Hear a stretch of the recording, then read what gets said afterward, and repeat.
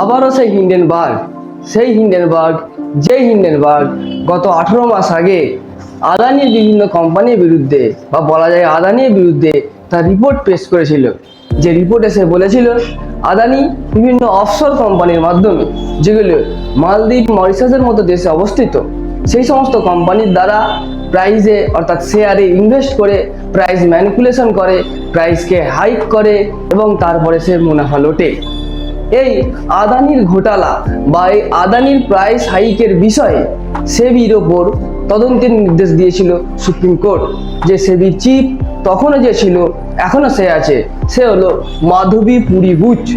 বর্তমানে হিন্ডেনবার্গের যে দ্বিতীয় রিপোর্ট পেশ করা হয়েছে, যেটা গত শনিবারে পেশ করা হয়েছে, তো শনিবার রাতে, সেই শনিবার রাতের রিপোর্টে সোজাসুজি টার্গেট এবার সেই সেবির চিফ মাধবী পুরী বুচের উপর হিন্ডেনবার্গের যে অ্যালিগেশন, সেটা হলো মাধবী পুরী বুচ এবং তার স্বামী ধাভাল বুচ সেই সমস্ত অফশোর কোম্পানি যেগুলো মালদ্বীপ, মরিশাসে অবস্থিত, সেখানে প্রায় $10 মিলিয়ন মতো ইনভেস্ট আছে।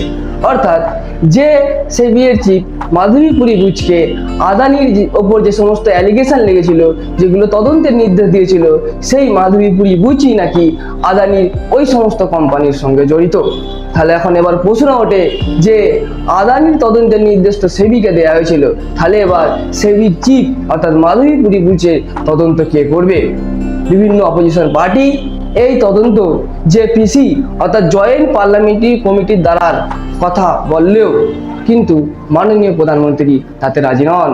কারণ তিনিও জানেন যদি জেপিসি এর অনুসন্ধান করে তাহলে কিন্তু কেঁচো খুঁড়তে কেউটেও বেরিয়ে যেতে পারে।